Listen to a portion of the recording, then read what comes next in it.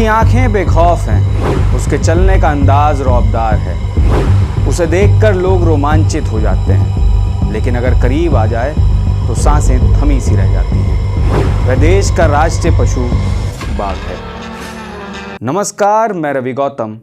आप देख रहे हैं नमस्कार भारत। एक समय ऐसा आया जब देश के जंगलों में बाघों का वजूद घटने लगा। जंगलों में बाघों की रौबीली धमक गायब होने लगी और उनके अस्तित्व पर खतरा मंडराने लगा। लेकिन तब की मौजूदा सरकार ने इस गंभीर समस्या को भांप लिया और फिर क्या था, तैयार हुई देश में बाघों के अस्तित्व को बचाने की बड़ी मुहिम, प्रोजेक्ट टाइगर। आपने भारतीय संस्कृति से जुड़ी दंत कथाओं से लेकर साहित्य और फिल्मों तक में बाघों और उनसे जुड़े रोंगटे खड़े कर देने वाले मगर दिलचस्प किस्सों को देखा और सुना तो जरूर होगा। लेकिन एक समय बाजार में बाघ की खाल की बढ़ती मांग और उनकी हड्डियों से बनने वाली दवाइयों के कारण उसका शिकार इस कदर बढ़ा कि जंगलों में बाघों के अस्तित्व पर खतरा मंडराने लगा।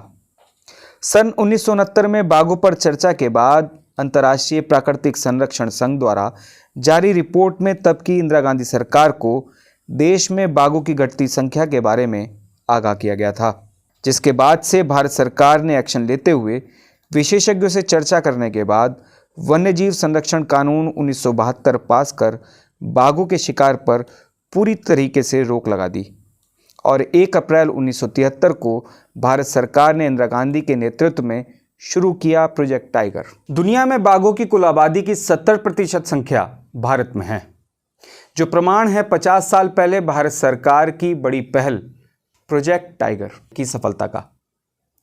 आज भारत बाघों के संरक्षण और उनको बचाने के मामले में दुनिया का पहला देश बन गया है, जो अपने आप में एक बड़ी उपलब्धि है। आज भारत बाघों के लिए दुनिया में किसी दूसरे देश के मुकाबले सबसे महफूज जगह बन गई है।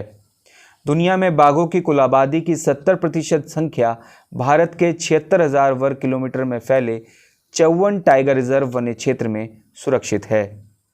फिलहाल भारत में बाघों की वर्तमान संख्या 2018 की रिपोर्ट के अनुसार 2,976 है, जो किसी भी दूसरे देश के मुकाबले काफ़ी ज़्यादा है। आज भारत बाघों के संरक्षण और उनको बचाने के मामले में दुनिया में पहले पायदान पर पहुंच गया है।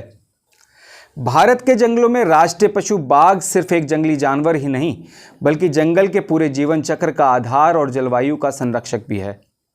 एक बड़े जंगली पर्यावरण की खाद्य श्रृंखला के सबसे ऊपर बैठकर बाघ जंगली आबादी को नियंत्रण में रख शाकाहारी और वनस्पतियों के बीच संतुलन बनाता है।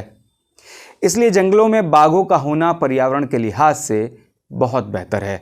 देश प्रोजेक्ट टाइगर के 50 साल पूरे होने पर सफलता का जश्न मना रहा है, जो अपने आप में एक बहुत बड़ी उपलब्धि है। ऐसे ही वीडियो को देखने के लिए बने रहिए नमस्कार भारत के साथ। अगली वीडियो में फिर मिलेंगे, तब तक के लिए नमस्कार।